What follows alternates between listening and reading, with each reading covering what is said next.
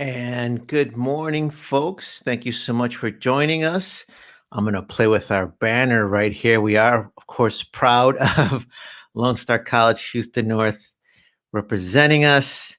But I do want you to take a look at me there. So give me 1 second while I move the banner from behind and greet all of you and welcome you to our broadcast. This will begin in just a few moments. You are tuning in to the House on Mango Street special broadcast brought to you in conjunction with the National Endowment for the Arts and also Lone Star College Houston North. I'm going to bring in a few folks who are helping today and give you a little bit of an overview. And as folks trickle in, I do want to remind you, originally we had planned to hold this in person. And of course, we had planned this as most people thought the COVID-19 epidemic was winding down. But as all of you know very well, that changed. So we had to move this in-person live workshop to remote. So we've had to adapt quickly, and it's going to be a little different than it would have been in person. But we also didn't want to miss this opportunity to, one, give away some free books. So I hope you are ready for that. Secondly, give you some sneak previews on different ways and different tools to incorporate the House on Mango Street by Sandra Cisneros as part of the big read. And I want to let you know that if you are tuning in today when this is live, Monday you can teach the book. So I'm going to bring in, just to say hi, Professor Christopher Hinojosa. And in a little bit, I'm going to bring in the bookman, Ernesto Valenzuela. But Christopher, thanks for joining us. In a little bit, you're going to give folks a lesson plan that's tried and true. And you're also going to talk about Puente. But am I overpromising, Christopher? Because I'm telling folks, and it's all recorded here, I'm telling folks that if they tune in today, they can teach the book Monday. Is that accurate, my friend?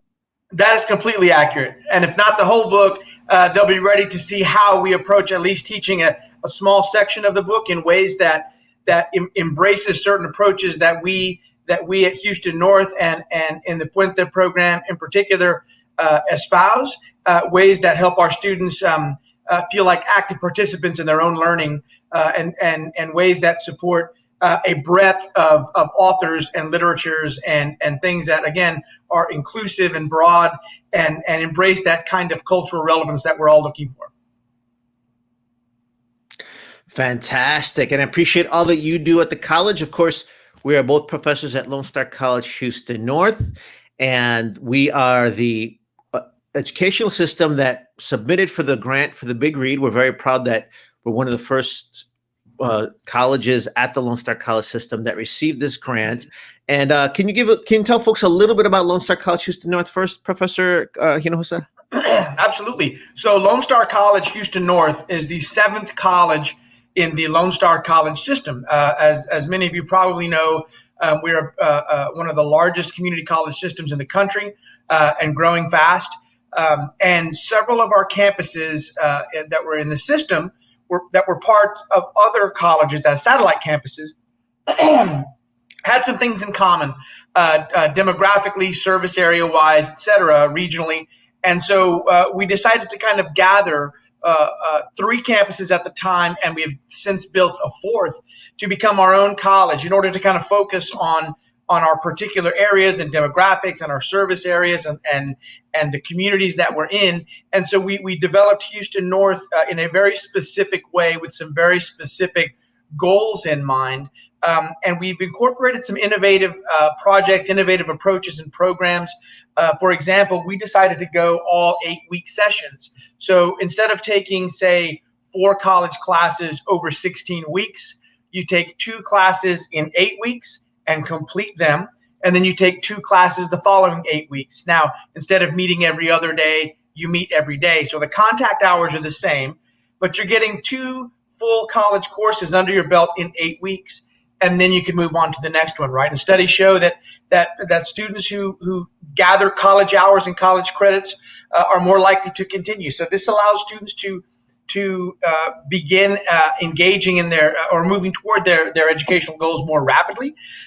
It allows things. It allows for a quicker accumulation of credits, time wise, right? Not contact hour wise, but in terms of strict time. We also incorporated mentoring. So every first time in college student at Lone Star College Houston North gets a mentor to help guide them through the processes of college. It can be tricky, and so many students are first generation students, first time in college students, and having someone to kind of turn to is helpful.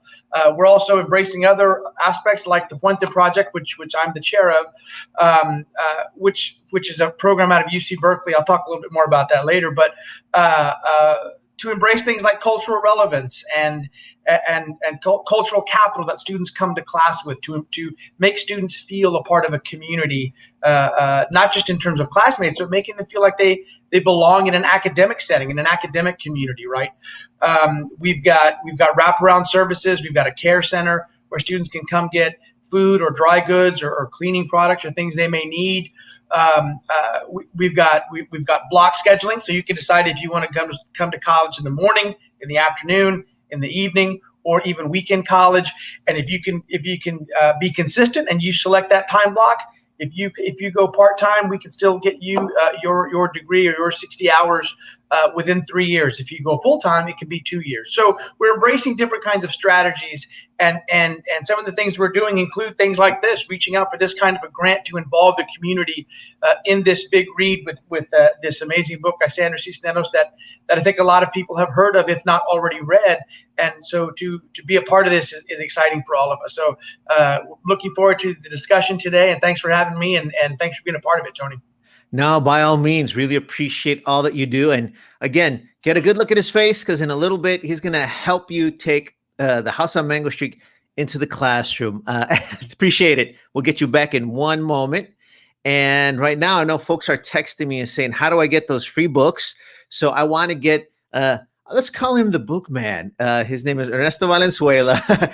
And he's going to come back in the middle of the program to give you a survey, but I wanted him to introduce himself, but also tell us exactly which books you're going to get possibly for tuning in today, and how one teacher might walk away with a classroom set. Ernesto, good morning. Thank you for joining us. Thanks for all that you do for the college. And how can folks get free copies of The House on Mango Street and a possible classroom set? Hi, good morning, everyone. First of all, I want to say give special thanks to the National Endowment for awarding us, Lone Star College Houston North, this grant. This grant is to bring diversity and awareness and bring more of a cultural difference to so we could provide the book, The House on Mango Street, to everyone out there. We were the only college in Texas to be awarded this grant for this year. So an easy way to get this book is that we have it in all of our 4 library locations here at Houston North. You are welcome to stop by and pick one up. It is the Greenspoon location, the Victory location, the Fairbanks, and the Faubourg location.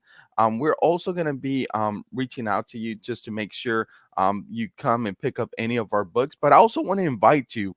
We have a special event for this upcoming Friday, October 29th, which is Dia de los Muertos, which is remembering, is Day of the Dead, which remember our loved ones that have passed away. It's a free event at our Faubourg location.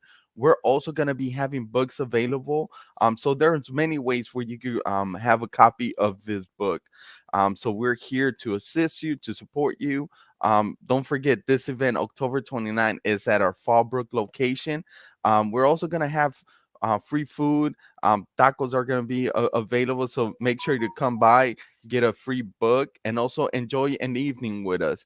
We have a special preview that we're going to be showing that day. We're actually going to be showing the movie Coco. It is one of my personal favorites. So, what a good day to come and enjoy a movie, grab a book, and enjoy an evening with us. So these are many ways you could come and have the book. Like I said, they are available in our locations. We're also going to have a survey And within our survey, there is going to be a special drawing, so you could win a class set of the book. So stay tuned, and make sure you complete that survey by the end of this workshop. Great. And I do want to stress a couple things. In a little bit, I'm going to give folks the overview of what we'll go over today. That will include right around the middle of this program where you talk about the survey. But originally, I want to stress we'd be meeting in person in the Aldine School District. We'd have some cafecito, probably pan dulce, and we'd hand you the books that day. Obviously, because of this new COVID-19 wave, we didn't feel comfortable doing that. Likewise, the school district, we wanted to be very cautious. And on that note, we did not want to deprive our community of this information and knowledge. So if you're tuning in, this is tailored for educators. If you're not an educator, don't run away. Just know that it's tailored for folks to expose 20 people, 25 people at a time to the book, right? This book. You can still get some of these free copies, but I'm going to be the tough teacher here, Ernesto. You're the easy teacher. I'm going to be the tough teacher. So had this been in person, you'd get the book today. You would leave our workshop with the book in hand, and one of you would leave with a box of 25 because we'd raffle it off in the room. Here's where things get a little complicated. So part of the Big Read program through the National Endowments for the Arts, we have funding to give those books away. So we are doing that. Ernesto mentioned anyone, if you come to one of the 4 Lone Star College Houston North locations and go to our learning center or the library, you can get one of these copies for free. However, by participating today during the survey, we want to give you an extra bonus where if you come down to the Greens Point campus, you can get your copy, but then also you can pick up your 25 copy classroom set as well. Now, we don't have the infrastructure to mail all those out, so I apologize for that inconvenience. And please work with us on this because, again, we didn't want to cancel the workshop. We're happy we can open up the workshop to folks from outside of the Aldine area, outside of Houston, but we just don't have the capacity to mail out 50 or 100 books. But we hope that you can come to our campus. The survey will ask you if that's possible. And I think you're going to get some other information that you can use. So, and I'll go over that in a little bit. But Ernesto, I just want to point out then that to get the books, we will ask folks to come in person to the campus, correct? Is that the case? And that's because originally it was going to be in person, but now we're remote. Is that accurate? That is accurate, Tony. Thank you for being the hard teacher here. Yes. So if you stop by Greenspoint, that's where I'm located at. We'd be able to hand you a copy and hopefully a class set. We also have, and this is special thanks to the Houston Public Library. You'd be able to get an additional copy of another of Sandra Cisneros' book called MARTITA. So you may be ending up with the House of Mango Street and the book of MARTITA if you come in and pick up a copy. Like I said, this is only because you are here in our workshop, and we want to provide that additional book for you. He just sweetened the deal. So our partners are the Houston Public Library. We also have other partners at the Alley Theater. I'm going to tell you about some events coming up because you're part of this. Not only can you wind up with 27 free books, you just sweetened the deal. So our partners, Houston Public Library, they're adding copies of MARTITA for you. So not only might you wind up with 2 free books, up to 27 free books, but we're also going to tell you how you can be part of a remote virtual visit with Sandra Cisneros. And stick around for that survey because we're going to try and set up a VIP as well with Sandra Cisneros. So thank you so much, Ernesto. We're going to get you back in a little bit with that survey. And I really appreciate all you do for the college and for our community. Right now, I'm going to share my screen just so you have a good idea of what we're going to go over. The kind of the gist of this will be we kind of want to combine giving you virtual information with hard copy books. And we are about hard copy books because that is classic media. But I do want to give you sort of a framework for today. So, of course, welcome to Lone Star College Houston North's Big Read celebration. We want to thank the National Endowment for the Arts for providing these grants throughout the nation. We're so proud to have received one. We also want to acknowledge our partners, the Houston Public Library. The Alley Theater also received a Big Read grant. So you can go to their website or Facebook page to see some of their events. They have something today as well. And then I am proud to be a faculty advisor for the Latin American Student Organization. They are involved getting everything going. Again, Ernesto mentioned a big, fun community event. That's going to be Friday, October 29th, 7 p.m. to 9:30. It's our Dia de los Muertos block party and drive-in. You also have a chance to visit our newest campus, Lone Star College, Houston North, Fallbrook. Beautiful campus, just opened. There's a lot of great departments there. So, for example, you can actually study gaming there. Their computer lab is amazing because it's built for gaming. On top of it, if you want to study logistics, not only will you get some of the leading instruction in the city, if not Texas, if not the nation, you're also going to have a chance hands-on to work logistics by helping to do the logistics for our food pantries. Christopher mentioned some of the things that we're about. We're about also feeding our students and our community. You can actually get college credit for doing that as well. That day, we're going to have some ofrendas, which, as you know, are a big part of the Dia de los Muertos observations. There'll be some food, of course, free food, and a screening of Disney's Cocos. Guess what? More free books. So today, you might wind up with 27 books. That day, if you want to show up with some of your students, your family members, community members, attend, and there'll be more free books just for showing up there. You're also going to get a sneak preview today of our special 1-hour special on Nuestra Palabra, Latino Writers Having Their Say on the House on Mango Street. I'm going to share some readings today where you get to hear Sandra Cisneros directly, part of our multimedia component, but that will broadcast on Tuesday, November 2nd, 11 a.m. on 90.1 FM, KPFT. You can also listen on live stream at kpft.org. And that will be archived at nuestrapalabra.org. Here's some more big news. Monday, November 8th at 7 p.m., it's Sandra Cisneros Day in Houston, Texas. So make sure to celebrate that. Make sure you got your copies by then.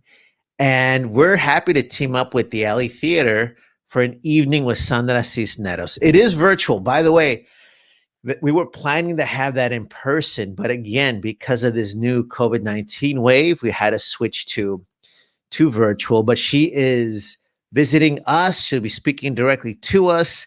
And if you stick around for our survey, we're going to try and set you up with a one-on-one remote VIP session. I don't want to promise we can do that, but we're looking into that. And we do need you to fill out the survey at the middle of the show to get registered for your free copies, to know how to pick them up, but also even if you're outside of Houston, to be involved with that special VIP session as well.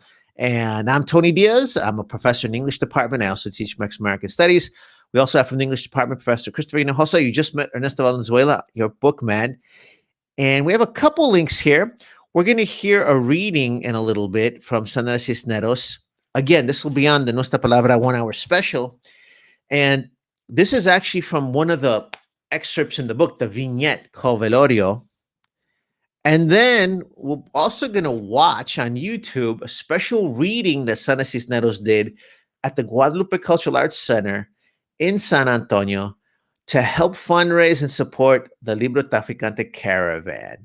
If we have time, we're going to talk about how in 2012, Arizona officials banned Mexican American Studies.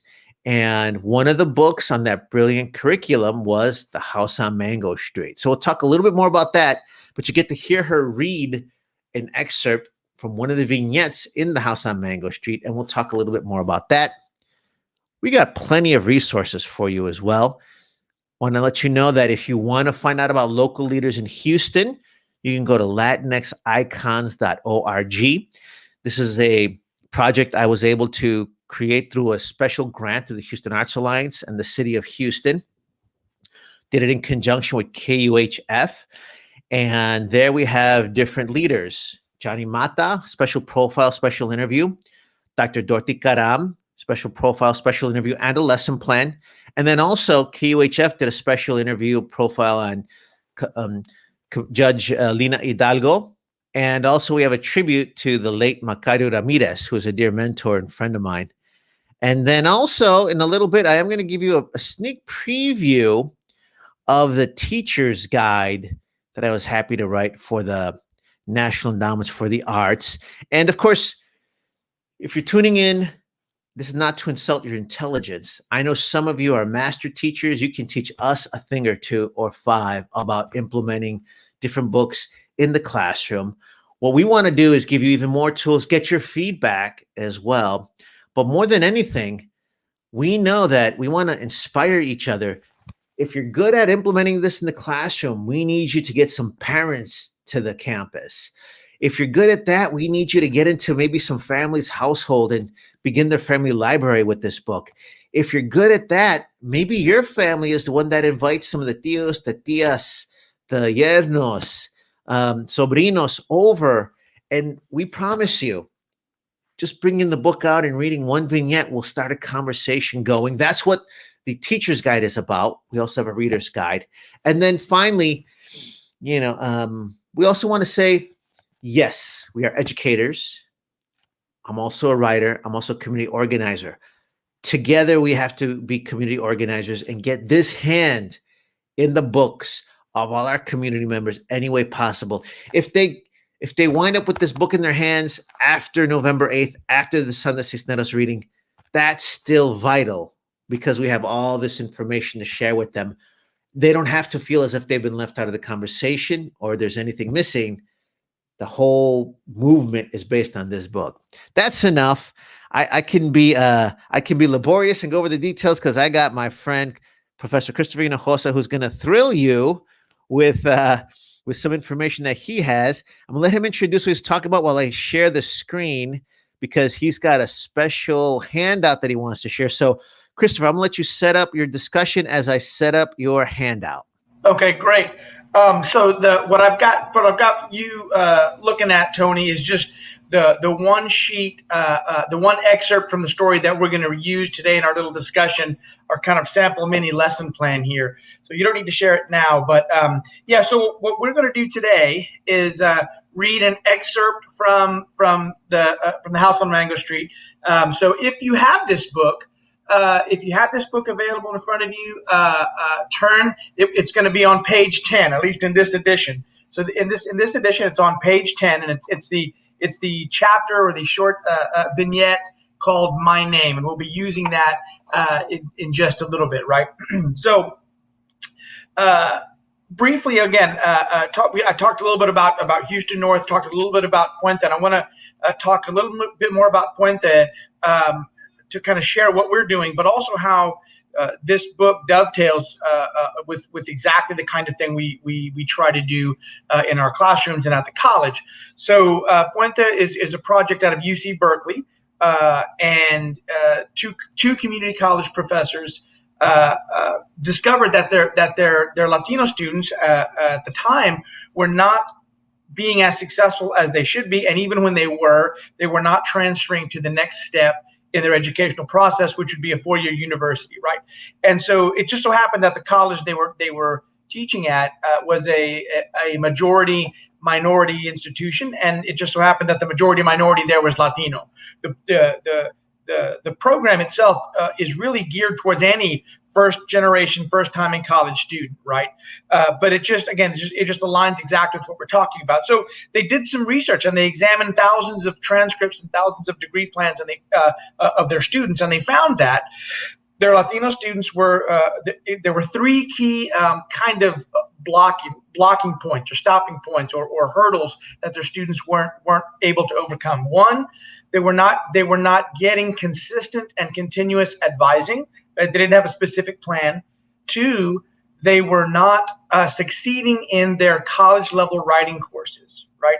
And then 3, they were all for almost entirely, they were all first generation students, right? Meaning that they were the first person in their family to attend college. So here's what those 3 things mean. Without advising that's consistent and continuous, without a plan, you are kind of floundering, right? You're taking courses a la carte. You're taking courses that you think you like or that you think you need if you're not getting specific direction. If you're not, the second point, if you're not successful in your college writing courses, you're not going to be successful moving forward. First of all, freshman composition or even both Comp 1 and Comp 2 are prerequisite courses for so many other courses that if you don't pass those courses, you can't even register for other higher level courses. But also, there's writing in every single discipline, right?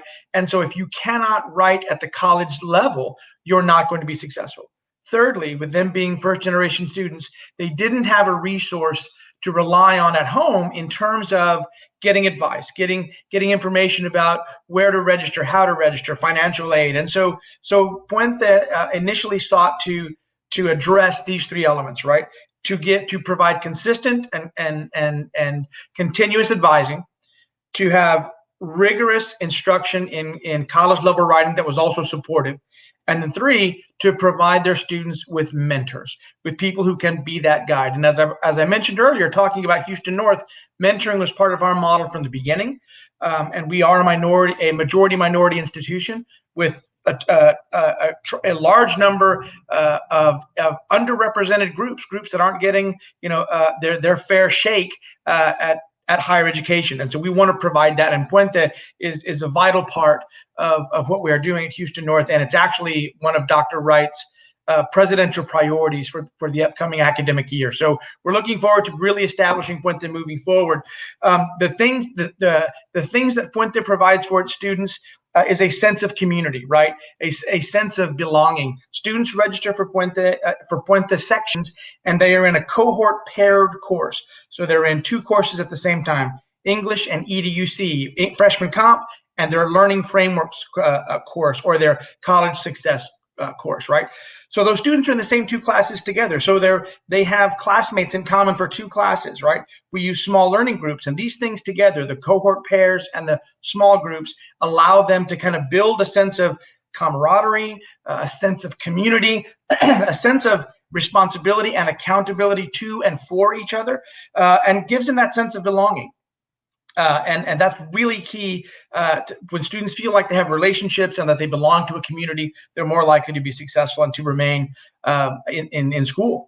Also, we really espouse culturally relevant and culturally responsive teaching. And again, that's really exactly what we're doing here. But culturally responsive, culturally relevant teaching is using aspects of the student's own cultural and lived experiences in the educational classroom, right?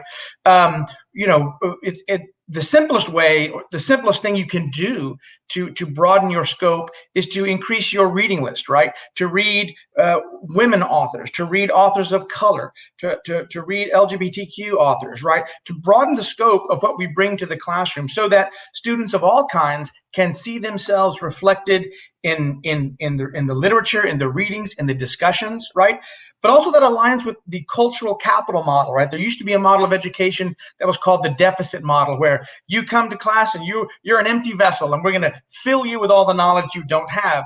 Well, with the cultural capital model, you acknowledge that students come to class with a whole set of lived experiences, right? They bring things to class. And if we can tap into that, not only will it be relevant and meaningful to them, but they will also see themselves as valuable participants in the educational process, right? Students have all kinds of lived experiences. They may be multilingual, right? They speak more than one language. Some of them may come from other countries. They have economic experiences of all kinds, having to work and save and do these kinds of things.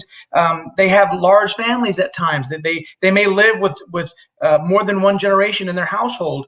And so all of these things are things you can bring in terms of readings, in terms of discussions, in terms of what they write about.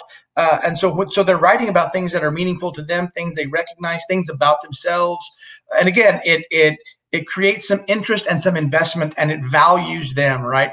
Lara Rendon's validation theory also supports this notion of making sure they know that they are bringing something to the table here. And then with Puente also, Puente is all about the mentoring, providing that extra assistance in terms of being able to answer questions, being a resource to your students.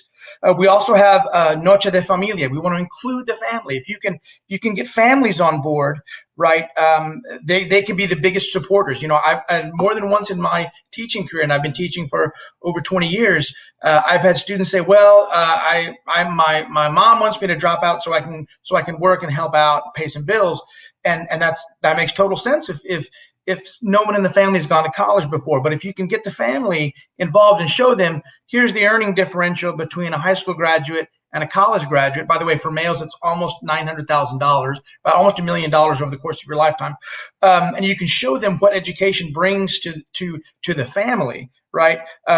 The family will get on board, and then they can be the biggest supporters of the students. So we'd like to encourage family participation and involvement through our family nights, our Noche de Familia. And then Puente also does university visits. We take students to local universities and ones maybe not so local. We try to venture out as much as possible so that they can see where they want to go, where they want to then move their educational track, right? Puente does, after all, mean bridge. And what we're trying to do is get students to cross that bridge from where they are now to where they want to be. So that's kind of Puente in a nutshell. And so without further ado, I want to talk about the kinds of things we could do using the Sanders house on Mango Street as the example, right? So again, if you've got your book, this is on page 10, and it's the excerpt, the vignette called "My Name," right? So Tony, I'm going to ask you if I'm not sure if the chat function is available, but if I'm going to read this out loud, and what I would do in the classroom is have somebody read it, right? And you could do a popcorn reading. Have one student read the first paragraph, second student read the second paragraph, whatever, right? So we have students read the paragraphs. Then we have students as they're listening, right? And normally they'd have a copy. Even if you have a Xerox copy of this one sheet, that's fine. But what we will do, and what I want us to do here is, I'm going to read this out loud, and I'll read it slowly. I want you to listen and follow. If you've got it, follow along, and you can underline in your book. But if you're just listening and reading the screen, that's fine. But in the chat, I want you to take note or make note of strong lines, right? Lines that appeal to you for some reasons. A line that sounds well written, a line that causes you to have a question, a line that reminds you of something, a line that strikes you. Whatever the case may be, I want you to put in the chat or underline or make a note of a strong line. And Tony and Ernesto, you can do this as well. And I'll do this as well. So I'm going to read this excerpt now. And again, follow along either on your book or on the screen, and then make note of strong lines, please. All right. So please allow me to read this for us. In English, my name means hope. In Spanish, it means too many letters. It means sadness. It means waiting. It is like the number 9. A muddy color. It is the Mexican records my father plays on Sunday mornings when he is shaving, songs like sobbing. It was my great-grandmother's name, and now it is mine. She was a horsewoman too, born like me in the Chinese year of the horse, which is supposed to be bad luck if you're born female. But I think this is the Chinese lie, because the Chinese, like the Mexicans, don't like their women strong. My great-grandmother, I would have liked to have known her, a wild horse of a woman, so wild she wouldn't marry, until my great-grandfather threw a sack over her head and carried her off, just like that, as if she were a fancy chandelier. That's the way he did it. And the story goes, she never forgave him. She looked out the window her whole life, the way so many women sit, their sadness on an elbow. I wonder if she made the best with what she got, or was she sorry because she couldn't be all the things she wanted to be? Esperanza. I have inherited her name, but I don't want to inherit her place by the window. At school, they say my name funny, as if the syllables were made out of tin and hurt the roof of your mouth. But in Spanish, my name is made out of a softer something, like silver, not quite as thick as sister's name, Magdalena, which is uglier than mine.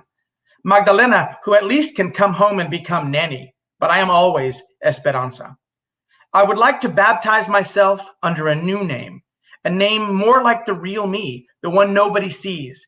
Esperanza as Lisandra or Maritza or ZZ the X. Yes, something like ZZ the X will do.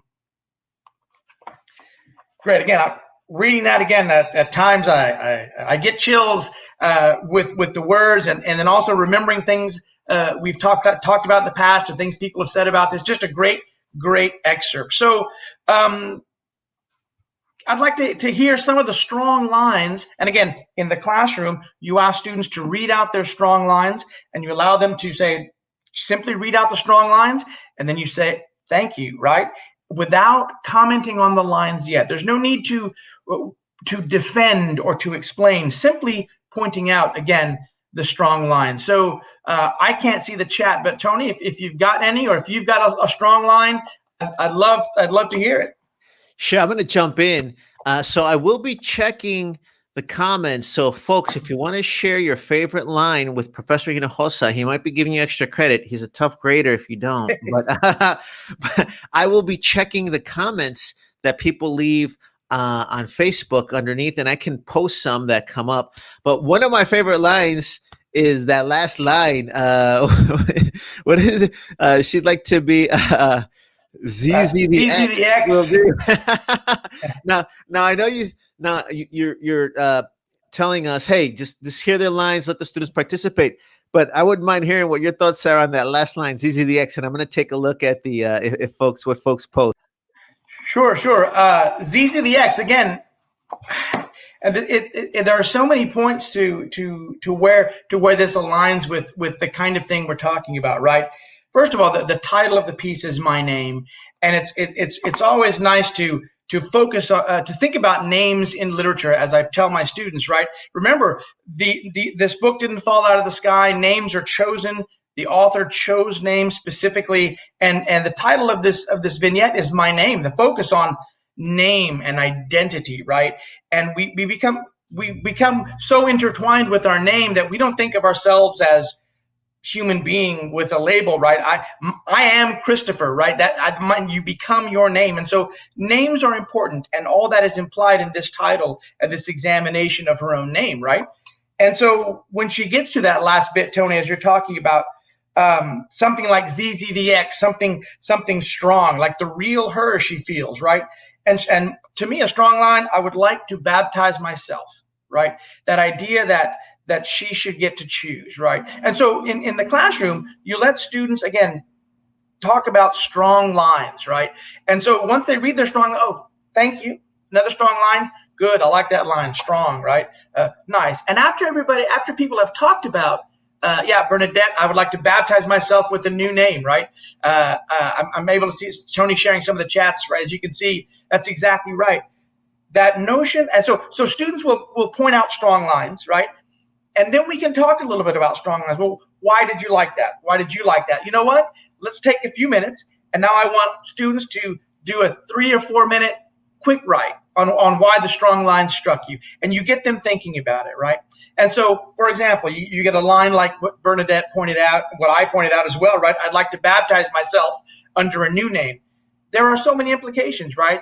And I've had plenty of students point out this line as well, and they realize, yeah, this chance to label yourself, right? This time this chance to name yourself, to give yourself a name, a title that you feel represents you, right? And as different groups in our society and in our country at large get labeled by other people, right? That chance to get to label yourself is empowering, right? And here we have a woman, a girl, right, saying, I want to baptize myself with a strong name that represents the real me. And again, it's an individual moment, but by extension, it relates to our students being labeled by other people, being named, us as a group, whatever. And so there's plenty to talk about, plenty for them to write about, right? And then I gotta jump in because I can't resist. You're having too much fun, Christopher. You're having too much fun. The other thing I'd love to add as well is that having interviewed Sandra Cisneros, and we're going to share some of the excerpts from the interview on the Nuestra Palabra radio show that I mentioned. I'll remind you of the air date again. She mentioned that the titles were super important for her as she wrote the work, the first lines and the last lines. And you ZZ the X, that was one of the last lines. But also you mentioned, I think a lot of students will now pay attention. What does it even mean to baptize? Where does that come from? If they have that Catholic background, that's all there. But we got to stop. We got to stop. Too much fun. And by the way, hey, I want to remind folks, this is what I think school is. All of our young should think school is engaging, cool, and fun. And I think every educator loves that moment where you got to say, I'm sorry, class is over. Y'all got to go. Yeah. They don't want to leave. But hey, Bernadette, I tell you what, Bernadette had another comment. I want to give her a shout out because she had another comment. And I'm going to tell you this, Bernadette, I'm not sure where you're at. Maybe you can tell us in the comments if you're in Houston, outside of Houston. I'm gonna make sure you get your book. I don't care if you're in Pennsylvania. I will mail the book to you myself because you're interacting with us. You're pointing out some great lines. And even though she doesn't have a book, she said, I don't have the book, but what I can remember from the read aloud, because she's picking it up, the line, like the Mexicans, they don't like their women strong. Dang. What do you? Right. And, I want to point out a couple things. There are so many moments here, even in just these strong lines, where you can pick things to talk about. So this can be a couple of days, right? Or you can do it differently one semester to another, right? Where I transition, after they write a little bit about the strong line that they liked, right? And they kind of explain it, you have them read their little excerpt, and then, and this is the big reveal, right? The most fun thing for me is we say, okay, now get out a clean sheet of paper. We're going to do a 5-minute or a 7-minute free writing on your name, right? And then students get to write just free association. They're writing just about themselves, but they're writing about their own name after having thought about this excerpt and things like naming and things like labels and things like naming yourself. And so all of a sudden, not only are they relating this reading that's by a woman, that's by a person of color, to the classroom and to themselves, now they're bringing something of themselves into the classroom and into the writing assignment. So write about your name, and then they can write about whatever they want, how they like their name, how they don't like their name, how they got their name. And by the way, when we participated with the national office in terms of trainings and learning some of these strategies, we all did this same thing. And I remember thinking about my name and remembering things I had forgotten, like, my name was a compromise. My dad wanted Christopher. My mom was like, I'll give you the first name, but the middle name is my father's name. So these negotiations that had nothing to do with me, and all of a sudden it's my name, right? So students then get to write about their own name. And not only are they bringing themselves to the class and they're using the literature to relate to themselves, but they're the expert on the subject. They're writing about something that they know more about than anyone else, right? And it deals with themselves and their family and the name, right? So then that little excerpt, would anyone like to read it? And while they read their own My Name free write, you ask the students to think about strong lines from each of their classmates, right? And so again, they're seeing that they too can write something, that they too have strong lines. And then you kind of repeat this exercise, moving from the author to the actual classroom students, right? And it just means so much, right? So let me come back to some of the things that we talked about in the comments, right? I would like to baptize myself. Tony, you hit the nail on the head there, right? This idea of baptism and this idea of something being important. And wait, I can baptize myself in some kind of way, giving students agency, right? Realizing that at some point you get to make some of these decisions. And if you want to become ZZDX, something powerful, you can do that. By the way, I'm sure there's no accident that ZZDX makes you think of Malcolm, right? And that choice of I'm going to pick my identity, not your identity for me, right? And so there's all kinds of things in there. I want to circle back to something else I said about cultural capital and students learning that the fact that they may speak more than one language is something they can use, right? So let's look at her name. Her name is Esperanza, right? And she says it. In English, my name means hope. In Spanish, it means too many letters. So frequently in class, I'll use this as a moment to talk about language and translation, right? And I'll say, okay, Esperanza. What is that? Or I'll ask them, what's the word for hope in Spanish? Esperanza. It's widely accepted. Esperanza means hope. And in English, the word hope tends to be this positive thing. Have hope. Be hopeful, right? It has this positivity connected to it, right? But then I ask students, okay, but the word for hope in Spanish is esperanza, right? Yes. Okay. What's the root word of esperanza? And many times, most of my classes will have students who can speak Spanish. And the root word of esperanza is espera, which means wait. And so the Spanish word for hope has an element of waiting in it that the English word hope doesn't have. Now, yes, if you're hoping for something, you're waiting for it to happen in the future, but it's not in the word, right? But in the Spanish word esperanza and in her name, it has an element of waiting, right? In English, it means hope. And then she says it means sadness. It means waiting. And then she circles that to her grandmother, who was stolen by her great-grandfather, right? And the story goes she never forgave him. She looked out the window her whole life, her sadness on an elbow, right? Looked out the window waiting, right? So again, there are so many connection points you can bring from the literature to the classroom.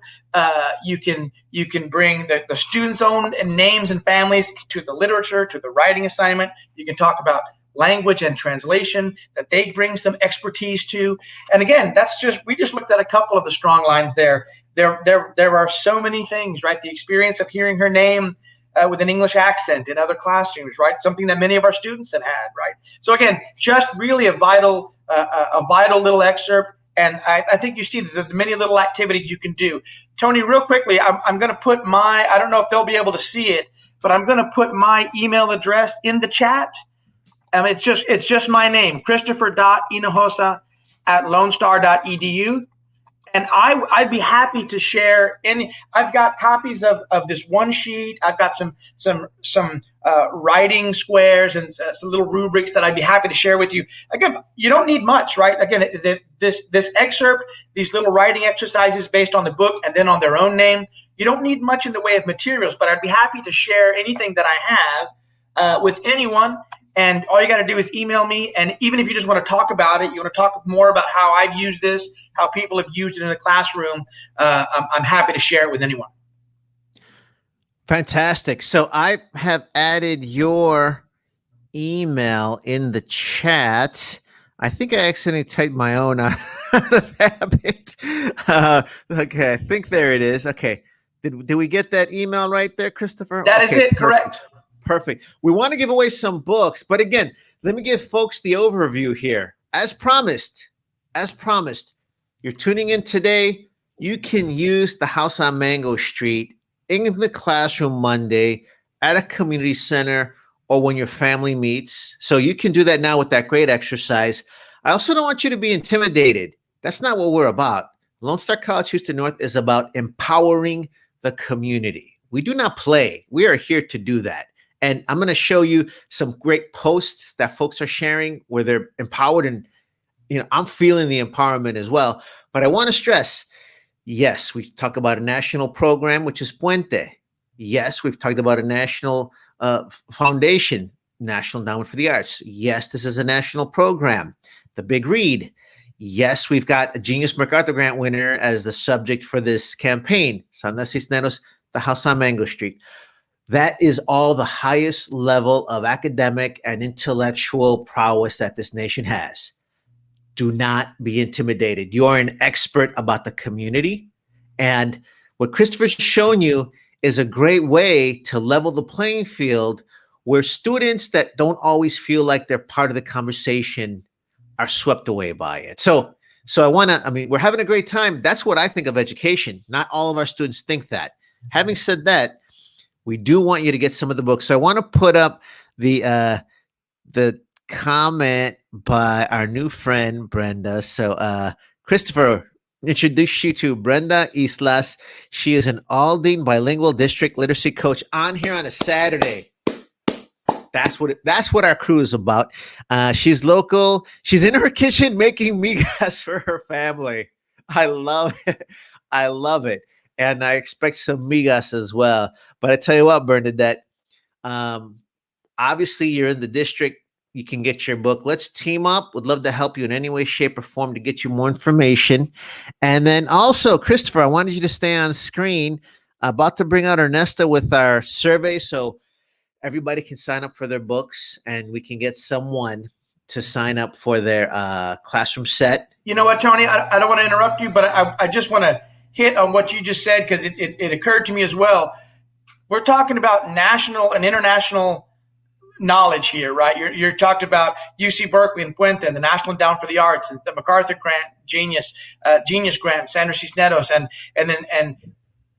and yet, as you're pointing out, we're bringing it all here, right? To our college, to Lone Star College, Houston North, to Aldine ISD, to our students, right? So again, you're right. Don't be intimidated, because they are experts in these ways that are important, but also, helping us all recognize the level that we want to bring to our students so they can get to where they want to go, right? We're bringing it here to our little college, and I'm so proud to be a part of it. And it doesn't need to be intimidating, and that's why some of the things we do here are meant to kind of prevent it from being so, right? You have students just read, follow along, they listen, and then they name the strong lines, but they don't have to defend themselves. They don't have to, they're not saying, oh, I like this line, but they're going to ask me why I like it, and I don't know. You don't go there first, right? What strikes you, and then you get them talking, right? And then when they write their own piece, and people start to point out their strong lines, then again they're kind of dipping their toes in, and they're getting into it from a way that is not intimidating, and it's more encouraging, because as you pointed out, they are experts in so many of these angles. So again, it's such an exciting place to be, an exciting day today for what we're doing with this read. I'm glad you brought it up. I do want to get to two comments that touched my heart, but I have to say this as well. As an educator, I'm always trying to learn. So you've helped me remember that. And also, this is also very useful for, we're teaching this differently than if it was a room full of 50 master teachers, but these are very advanced techniques anyway that you already know in the community. And I bring that up because you may be the person that adds this book to someone's family library. Maybe you're the person that brings it to your LULAC meeting and gets everyone to talk about it. But here's something key, in that for someone from our community to get this book in their hands, a little later, if we have time, there are forces at work that want to keep this book from the hands of our community. Arizona legislators banned the book. So think about that. So this book has to get into the hands of our community, which all of us are pulling together to do. They need to crack it open, not be intimidated. So kind of like what you were saying, Christopher, the fact that that community member, that loved one, that friend, that student is identifying a line that speaks to them is huge in and of itself. It does not need context. That is creating and pushing the intellectual in that person. So I'm glad you're reminding us of that, because that's useful in the classroom, but it's also useful in the household or the community center. You may want to add to that, but I do want to get to the comments. Christopher, I don't know if you want to add to that, if you want to get to our heartwarming comments. I think you hit the nail on the head. That's exactly right. And as they get more comfortable, they get stronger with their discussion. So it's great. Yeah, this comment just amazing. Anyway, yeah, read the comment out loud to us, Christopher, because it happened while you were reading. Maria Abrego, I'm watching the broadcast on my living room TV.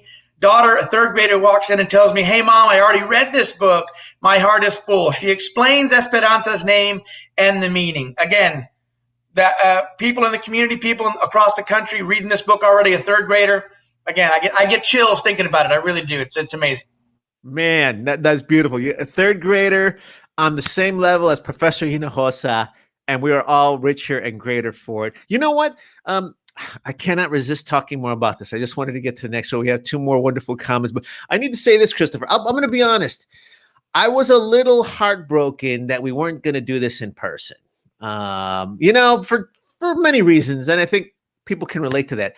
But, these interactions with, Bernadette making the migas and Maria's daughter walking in, we would not have had those exchanges without this virtual component. So, everything works for a reason, and only art can save us. I want to get to our next comment. Julie Pujocarel, dear friend of Nuestra Palabra. I am watching the broadcast, sitting in my peaceful backyard. That's awesome as well. It's a blessing to see a program like this. Oh my goodness. Thank you so much. She is involved with Conversando a través de la poesía, conversing through poetry. Excellent program. I love the work you all do for the community. Thank you so much. Likewise, Julie. And again, if we were in the classroom, she would have been in her backyards. And David Contreras, who does a lot for the community, especially for history, after being suggested to read The House on Mango Street for the past 20 years by Russ and Leslie, I finally read it at the age of 70. I was actually incredible, so profound, but yes, but unembellished and real. Christopher, we had the third grader, and now we have David Contreras, who's 70. By the way, his children, Leslie Contreras is his daughter, who was the outgoing Houston Poet Laureate, not too shabby, and Russell Contreras, a nationally published author for Axios. So there is some literature going on in the house. I was going to point that out too, because I've had students who said, "Oh, I read this in the 8th grade, or I read it in my sophomore in high school class, or I read it in another college class." Don't be fooled, right? The book is a lot of it is from the eyes of a young person, right? And it don't confuse simplicity with a lack of depth, right? It's easy to read. It's short little vignettes, short little chapters, right? But each one of them is impactful, and you can read it as a third grader and talk about linguistics. You're talking about translation and what Esperanza means, right? And then you can come back and read it when you're 70 and find different things in it, right? So there's a breadth that this book has, a breadth and a depth, right? And you can talk about it at any level. So it's just the perfect book for us to have selected for the big read, right? And so there's Ernesto popped up. So happy that for the work he's done. I do want to give a shout out to Mark Barnes, our former director of library services, who was the real catalyst behind this, and he really pushed for this grant. And we were all three of us were on that committee with him, with some other great people. Dr. Sheldon Moss, who I know he's on here as well. We really got behind this grant. Mark Barnes deserves a lot of this credit for bringing this book, and it was such a great selection for all these exact reasons you're talking about. It's just so applicable in so many ways and so usable and accessible. It's easy to get into and talk about in ways that make for meaningful lessons and conversations. So. Fantastic. No, great. And we'll be thinking other folks as well. Let's talk books. Let's give away some books, Ernesto. People are saying, how do I get my hands on the books? Someone's like, I want to walk away with 27 copies of these works. I've posted the survey you're alluding to, so take it away. Hi. So please look at the chat. There's a survey that was listed there. That survey would give us your information. It also provides us to get your contact information. One of the things is I love the comments. I love what everybody's saying. We may be able to drop some books off if it's local. So I wanted to first just point out, make sure to complete the survey. It is very easy. Put in your information, and then we would ask you if you're interested in the copy. So please fill it out. Once it's completed, we would follow up with you so we could arrange a pickup date. So don't leave without completing the survey, because that will be your opportunity to get the books. Great. And just to go over a little bit of housekeeping, the gist of this will be to get the books. It's easier for us for you to come pick them up, probably at Lone Star College, Houston North Greens Point location. Tell folks where that's located, because it's actually pretty convenient to get to. And I think your mic is off, but right off of Beltway 8. So it's literally you get off right there. Additionally, the classroom set will be available there. And I tell you what, folks are commenting. I do want to, we're willing to bend over backwards. Ernesto mentioned willing to bend over backwards a little bit, but you do need to fill out the survey to help us give you the books. If you're not from Houston, please do fill out the survey additionally, because we are going to try and set up a special sneak preview session with Sandra Cisneros. And then we also want to remind you that on October 29th, we're having a big in-person festival outdoors. You can pick up your books there. So if you just want to come and have some great food, see some ofrendas, understand a little more about the Day of the Dead customs, maybe watch Disney's Coco, you can also get more free books there as well. And then, of course, do not forget that with our friends at the Alley Theater on November 8th, special Facebook virtual event with Sandra Cisneros. Ernesto, did I miss any details? No, thank you, Tony. We are located right off Bellwood 8 and right across from Greenspoint Mall. So our physical address is 250 North Sam Houston Parkway, Houston, Texas 77060.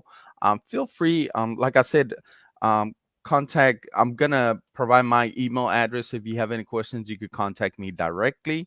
But we're basically right in the Houston North area, so we could have you just come and pick up a copy. Oh, copies, I may That's say. right. Fantastic. So please fill that out. We'll have you come back at the end and give us a little update on how many folks have filled in the survey. And then, of course, our goal is to make sure that everybody has a chance. And again, we're going to try and make it as easy as possible. So thank you so much. And again, Lone Star College, Houston North, the Greens Point location off of Beltway and 45 North. We'll have Ernesto come back in just a little bit. And then I'm going to bring in Professor Chris Hinojosa. She is also a faculty advisor for the Latin American Student Organization. She is also a professor and a recent PhD recipient. So now she is Dr. Trevino. She is out of the country, so she's joining us. Thank you so much. First, you got to tell us what part of the country, what part of the world that you're in, and tell us why you're checking in on your on your trip to talk about the House of Mango. Hi, can you hear me? Hello. I hear you perfectly. Oh, wonderful. I'm in San Salvador, El Salvador. And guess who else is over here? Julia, Julia Vergara from the Puente. She's over here too. I just found out. So, but yes, I'm excited to be here this morning with everybody. And I love to, just seeing all of the comments. That just brings, so much joy to see that el pueblo, está escuchando, they're listening and they're ready. And we need to get these books in everybody's hands and in every household, every Latino, every Latina, Mexican American. I mean, this is such a great privilege. I am excited to be part of it, be part of Lone Star college, and us motivating. And I think this is just a wonderful event, a great project, and I'm just glad to be here this morning. Now, again, the book is powerful, and I think we've made the case for that. So I just want to stress, Sandra Cisneros wrote this book, and as she said in many interviews, she wrote it so that a cab driver could find the book, open it up on any page, and begin reading. The vignettes are standalone, and I think we've kind of shown some specific ways to do that. So that's there. If you get on our email list, if you sign up the survey, we'll also send you additional lesson plans. But let's talk Latina empowerment, because you're an example of that, Dr. Trevino. And I do want you to talk a little bit about your journey getting your PhD, because the last statistic I saw, only about 3 to 4% of Latinos have PhDs, but you did it while you were working full time and had all these other challenges. Tell us a little bit about that and why that was so important for you. Absolutely. I did see, as an educator, that there's not a lot of doctors in education. And by the way, that's what I have. I have an EDD, not a PhD. So I'm a doctor of education. But regardless, I saw that there was not a lot of higher ed Latinas, especially Latinas. And so I felt that I needed to represent mi raza. And so to me, going and pursuing that, I felt that at least there's one more that made it to the very top. And I think that is important. We need to have that representation in all of our schools. These young people, I think, I don't know if it was, oh, it was Christopher that said that, one of his students says that his family told him he had to drop out of college so that he can go and help. With the family, finances. And I know that when I was doing my dissertation, that is exactly what I found, that many of these students are lacking the education. We're actually my the majority minority in the colleges, but yet we're the least to graduate. And I realized that doing my research, that it was because of lack of finances.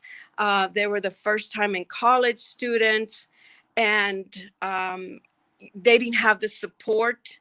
They didn't have the mentoring. They didn't know who to reach out to. And so that is why this is so important for us to be doing that, to be those mentors, to come, ahead of them and show them, okay, look, I had these struggles, but there's so many support systems out there. And Lone Star is one of those colleges that, I am so proud to be a part of, and we're helping them. And so, reach out, to us and let us help you get that education that is so important, especially in the Latino communities. So I hope that helps somebody that is watching this morning, that dale, échele ganas, right? Eso. Así. Chris, thank you so much for all that you do. Thank you for working with the Latin American Student Organization, and for staying committed to our community Yes, and all absolutely. your successes. All right. Gracias. All righty. Before we get Ernesto back to talk about the survey, I'm going to walk the tightrope here. So I know sometimes educators don't like to use multimedia in the classroom for different reasons. I'm about to show you one of those because stuff might not work. Now myself, I like to take that challenge. I like to let my students see me sweat and survive. And, even if it doesn't work out the way it's supposed to happen, maybe I trip. They need to see that, what? I'm human. I took a chance. I may have looked silly. I may have made a mistake, or maybe I needed them to help me. Guess what? We survived. We got through it. What do I mean? I want to get to some multimedia. Do want to stress, send us emails. If you get on the survey, we're going to follow up, not just with information on the free books, the VIP insiders chat, possibly with Sandra Cisneros, but also more lesson plans, more ways to engage students, and some of the links to what you're going to see. We'll also have more lesson plans, just like Professor Hinojosa shared with you. What I want to share with you right now is a little multimedia. I'm going to put the link on it. As I mentioned, Arizona legislators had banned Mexican American Studies, and I and 4 colleagues from Nuestra Palabra, Latino Writers Having Their Say, we decided if Arizona officials were going to ban our history and culture, we were going to make more. And we organized the Libro Traficante Caravan to smuggle back into Tucson the books from the outlawed curriculum. Sandra Cisneros' work was on that list, and she organized a reading in San Antonio to fundraise, and we got to stay at her famous Purple House. I want to play the reading that was at the Guadalupe Cultural Arts Center. I also want to let you know, the Guadalupe Cultural Arts Center now has a Latino bookstore. I'm proud to be the literary curator for their Latino bookstore, but it is a destination site. You can stop by during working hours any day of the week, and you can visit the Latino bookstore, possibly, and I want to be proven wrong, but so far there's no evidence to the contrary, the only Latino bookstore in Texas. But I'm going to let this roll. Let's see if this works, but enjoy this YouTube reading of Sandra Cisneros by Sandra Cisneros.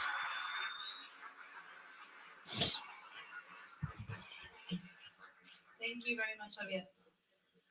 This next woman, her book came across my desk while I was in the Dean of Academics office because I was failing almost all of my classes and had C's and B's and everything. And my academic dean actually gave me her book.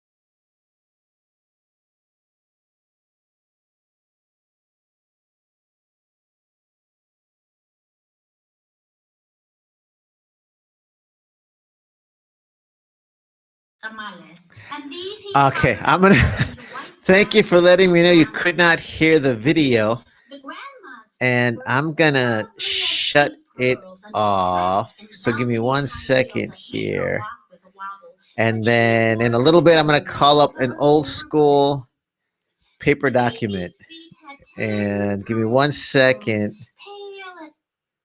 So you got to watch me sweat, and thank you. Let's see. I appreciate it. Maria was like, we can't hear it.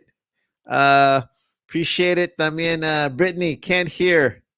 Thank you so much, Bernadette. You guys let me know that you could not hear it. That was very helpful. I tell you what, I'm going to go to the paper now. And like I say, this is why some folks do not like to use multimedia in the classroom. I do like to watch my students, let my students watch me sweat. And guess what? I survived. And I've got people like you watching that have my back. So that means a lot to me. I'm gonna bring in Christopher for 2 seconds while I search for my paper guide here. I'm gonna bring up some documents with some lesson information there. Christopher, that's the fun of multimedia. Hey, live and learn. Listen, we're all this whole year and a half, 2 years. We're all getting there. I think I just within the last month started to remember to unmute myself. So we're all going along, getting along. I no problem. Fantastic. I appreciate that. What I will do is I will include in the chat a link to that video in a little bit. And then I will also try to play the, there's also a link to a radio interview to El Velorio. We probably won't be able to get that on there. Obviously, I have to do a sort of connection with my share button, but I can share an old-fashioned hard copy document. So I'm going to do that right now. So there is a vignette called "The Three Sisters" in the book. I don't know if you remember that. I'm putting Christopher on the spot. I don't know if you remember that one. It's the three sisters who talk to Esperanza, and one of them says something to the effect that they know that she will go far.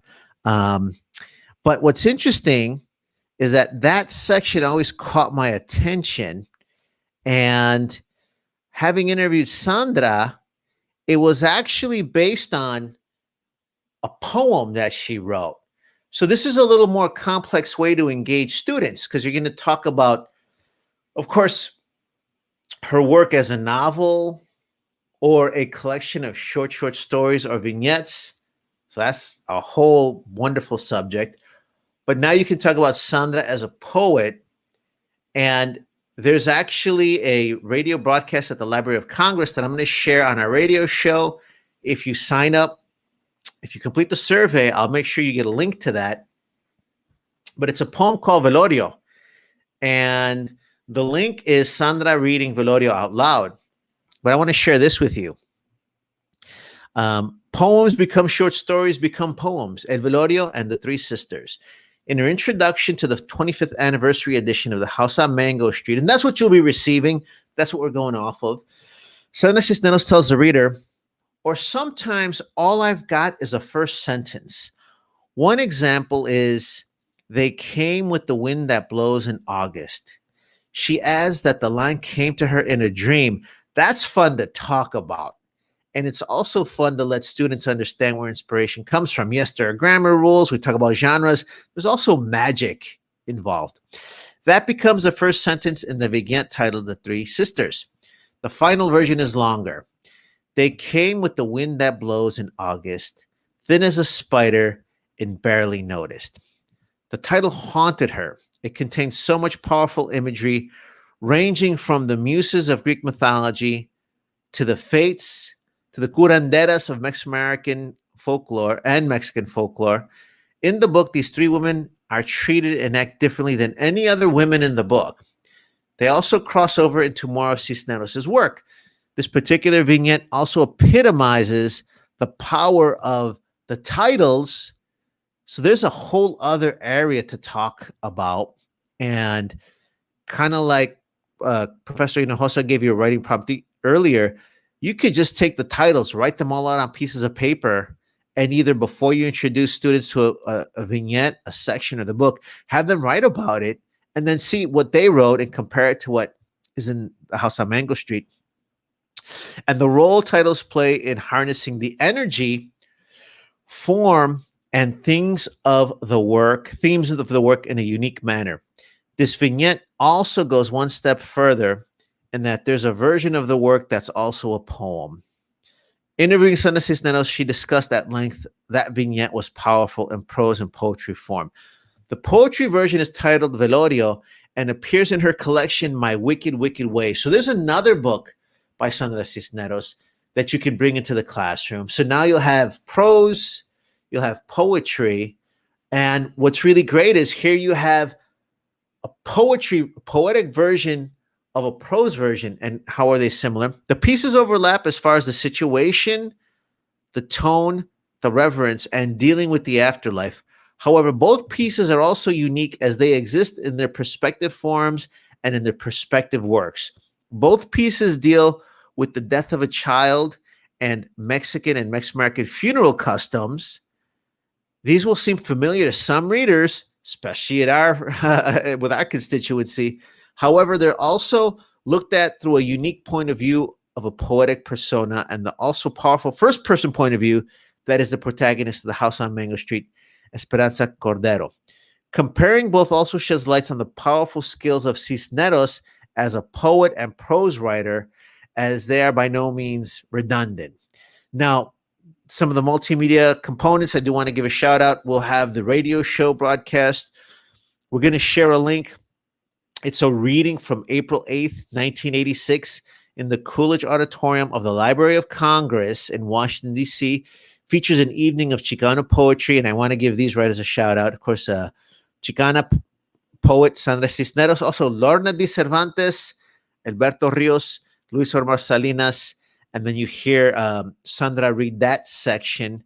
I do want to talk to Chris about it. I am not brave enough to try and play that out loud, but let me bring Chris in here. I'm going to stop sharing my screen. So what are some ways do you think that teachers can bring in maybe using that piece other of Sandra's works? Because she's pretty much written in every form. Martita, you're going to get that book. That's children's book. Have You Seen Maria's children's book? She has essays, poems. She's hit like every genre possible. You know, you're talking, and all of a sudden, I started scrambling to find some more papers that I had around. First thing, as soon as you said, I want to look at this, she talks about the three sisters, and she said, you know that one, Christopher, and that the thing that popped into my head, the ones that come like the wind, come with the wind, and then that was the line she talked about, right, from her poem, that they come like the wind. And that vignette, the three sisters, by the way, it's on page 103. They come after a death. They come for a funeral. But in this vignette, in this episode, Esperanza, from the My Name episode, talks to the three old ladies, and in one section, the cat-eyed old lady calls her over, and she says, "What's your name?" The cat one asked. "Esperanza," I said. "Esperanza," the old blue-veined one repeated in a high, thin voice. Esperanza, a good name. And so all of a sudden, towards the end of the book, she gets this reinforcement from the elders in her family, right? About, you know what? Esperanza, a good name. And both of those things are repeated twice, both the name and the good bit about it, right? But then there's something else they say at the end of this vignette. Another one of the three old ladies, the three sisters, calls her over, and she whispers in her ear, she tells her, "When you leave, you must remember to always come back," she said. "What?" "When you leave, you must remember to come back for the others. A circle, understand? You will always be Esperanza. You will always be Mango Street. You can't erase what you know. You can't forget who you are. You must remember to come back." And it's this idea of the circle, right? And the idea of coming back and helping others. And I'm going to get to your question about the multimedia because I was scrambling to find something, but I just wanted to hit, it's, again, these things, like you said, these things work out in these interesting ways. That particular vignette circles back to her name. She gets some reinforcement that it's a good name, and she has to remember to come back when she'd been thinking about leaving and wishing to leave. And, at Puente, we have a logo, and it's an arch. It's an orange bridge, right? I think you can see it at the top here. This orange arch, the bridge of Puente, right? Well, it just so happens they are redesigning the logo, and it's going to have two bridges. It's going to have two arches, right? It's going to have one bridging to the future and another bridge coming back. The idea that you come back to your place, to your community, to help the people around you, just as we were all helped, right? So again, these things are great. I love the connections. But so to answer your question, Tony, talking about multimedia, yes, there are so many great. I mean, it's an embarrassment of riches, really, on YouTube or on our bibliographies, things we have access to on the internet now. There's so much we can find with authors reading things, with reenactments. Again, like the Alley Theater is going to do bits of vignettes, performative wise. But even in the classroom, you can do old school multimedia things, right? You linked this back to her Sandra Cisneros' use of lines and how a poem can become a story and those things. And that's what made me scramble for some of my material. There's a poem that she wrote that is in that same collection, and it's the title poem, right? My Wicked, Wicked Ways. You can see it here, right? And this poem is her description of a photograph, right? It says, "This is my father. See, he is young. He looks like Errol Flynn. He's wearing a hat that tips over one eye, a suit that fits him good, and baggy pants. He is also wearing those awful shoes, the two-toned ones my mother hates. Here's my mother. She's not crying. She can't look into the lens because the sun is bright."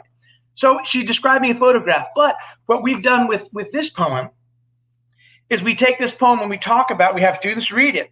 Strong lines. What sticks out? What do you think they're describing? What's the photograph, right? Then we have students bring one of their family photographs. They bring a photograph, either a portrait or just a candid shot, or at a family outing or on a trip, anything they want, right? They bring a picture of their family or of themselves, something that means something, and we do a gallery walk, and students walk from picture to picture, right? And there's a little sheet by each photograph, and they make a comment, great outfit. Oh, where was this? Everyone looks happy, or everyone looks interested, whatever the case may be. And then that turns into a writing assignment, and you can write about the photograph or the moment, or you can turn the photograph into a poem. Different things using the old school media of photography. And by the way, the photograph can be a hard copy. It could be a digital photograph on a phone, anything. There's all kinds of ways to link things together. Again, that takes advantage of different learning styles and gets away from the typical classroom format that is, again, this can be greatly effective, but just a chance to do something different. So even using photographs in her poetry, something for everyone here. Yeah. That's fantastic. And we are winding down. We're going to have Ernesto come out and give folks one last appeal to fill out the survey. And another great tactic to use in the classroom. I want to bring in one more topic, and I'd be happy to email this to folks if you fill out the survey. And this is one of the other issues that comes up in the book, not directly. I do want to spend 1 minute on talking about the brilliance of the book. It's very straightforward, and it can fool people into thinking that it's a simple book. Yes, it's simple poetry, but very profound. It talks about immigration issues, sexual harassment issues, talks about identity. One thing I'll mention before I talk about immigration, what I am really fascinated by is that we know that Sandra Cisneros is a Chicana writer. We know that the protagonist is Latina, but she doesn't really self-identify as that in the book. But without a doubt, this is an authentically Latinx, Chicana, Latino, Mexican-American book.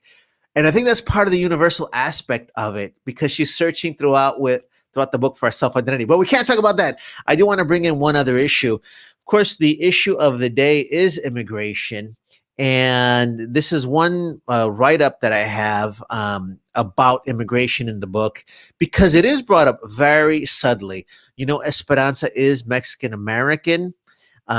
There's a vignette where a brazier is referred to, which is a derogatory term, not that derogatory, but used during the Bracero era and guest workers. Esperanza refers to some of her neighbors as Puerto Rican, which is a whole other they have a whole entirely different relationship to immigration in Puerto Rico. And of course, this brings up other issues. I mean, Puerto Rico is part of the U.S. People who are born there are U.S. citizens. They don't get to vote in presidential elections. Very, very complicated. And then also one famous scene where they're sharing a bike. You hear the young ladies say, we're from Texas.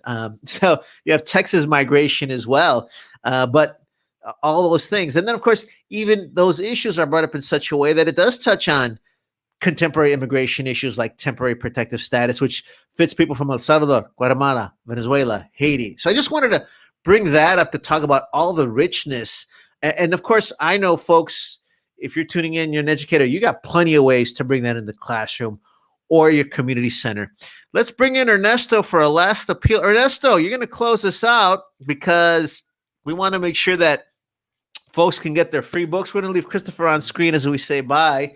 Maybe we can get let's see if Chris is still around. I'll take her off screen if she's off the camera. But Ernesto, what do we get? What do folks have to do to get their books? So please, and thank you, Tony, for putting it on the chat box. Complete the survey. One of the things, Tony, I'm just a nice guy today. Good weather. The backyard looks awesome. With the books, we're also going to include what we call book templates with Sandra Cisneros' signature. So not only you're going to receive the book, but you're also going to receive Sandra Cisneros' signature, and I'm looking at the comments. I love the feedback. I know we talked about doing one drawing for a class set. Why not do 3 drawings, Tony? What? Hold on. Oh, yeah. Hold on. So you're giving away 3 classroom sets? That is correct. I just submitted a request to get more books, and it looks like it was approved. So we're doing 3 class settings for the House of Mango Street. We would only be able to do 1 class setting for Martita, since that was donated from the Houston Public Library. But just wanted to point out all these book settings would also have Sandra Cisneros' signature. So, please complete that survey so you could get a chance. You have 3 chances to win. And it looks like everyone is local. So, Greens Point is right around, each of your areas. I want to give a shout out, special thanks. I see Alden ISD in the house. Thank you for joining us. I also see Houston ISD in the house. So thank y'all for joining us. So, feel free and we will be in contact for that. And last thing, don't forget Dias de los Muertos event that we're having at our Fallbrook location at Houston North. It is a free event, October 29th. Please invite your class. Like I said, this is a community event. It is open for everyone in the community. It is an event that we're here to serve and promote the book. Ernesto, are you running for office? Is it? Are you ready for mayor of Aldine? Because you could win now because you're giving away all these books. And the extra classroom said, "Thank you so much for doing all that." And can folks still fill out the survey after we're done with the broadcast? Yes, they could. Okay. Now for the drawing, I'm probably gonna have a timeline on it. So please complete the drawing. I would say by the end of today, and then we could do the drawing from there. But please, this video is gonna be posted on our Lone Star Houston North Facebook page. I know it's also on Nuestra Palabra, YouTube and Facebook page. So feel free if you want to share with your colleagues. I know unfortunately not everyone was able to join us today. It is gonna be posted. Please feel free and share the link. Fantastic. Thank you so much, Ernesto. We'll do a round robin goodbye from everybody. We do want to thank the faculty and administration at Lone Star College Houston North, President Wright, who is really pushing for Puente and really wants us to do programs like this. Also, want to thank Dr. Moss as well. Let's do a round robin starting with Chris, and you can all give your goodbyes and shouts out. Chris, ay, que envidia, ya estás celebrando allá en El Salvador. Yes. So it's good to see everybody, and I'm so glad to be part of this. And thank you for allowing me a moment, at least to say hello and encourage everybody to get this book. And let's keep rising up. Thank you. That's Professor Hinojosa. Hey, what a great way to start a Saturday morning. Just invigorating again, several moments just re-inspire me every time we talk about these things, and just so much fun to be around everyone. I just want to remind everyone, so do like Sandra does, do like Esperanza does, baptize yourself with your own name and circle back, and don't forget to come back and help people the way we were helped. Thank you, Tony, for putting this on, and Ernesto and Chris for being here, and Sheldon, and also go Stros, baby. That's right. Ernesto, close us out. So thank you all once again for joining us. It was a great event. Please feel free to share it. Like I said, don't forget our Dia de los Muertos. And if I see all the service coming from the Houston area, so I know we're all celebrating our win last night. So, good win. All we have is 4 more games, and then we be making history once again. So thank y'all for joining us. Want to give special thanks to the National Endowment Big Read for providing this workshop and providing this opportunity. So this could not have been done without the grant. So I want to recognize them and give them special thanks. Thank y'all. Tony, not sure if you have anything else to share. Tony, one last thing. If anyone wants to contact us, don't forget, reach out to our email address, christopher.hinojosa@lonestar.edu, or you can just reach out to Tony, or even just get in touch with Lone Star Houston North. They know how to find us. But if we can provide you anything, don't hesitate to reach out. Fantastic. Thank you, everyone. Have a great Saturday. And remember, only art can save us. Bye.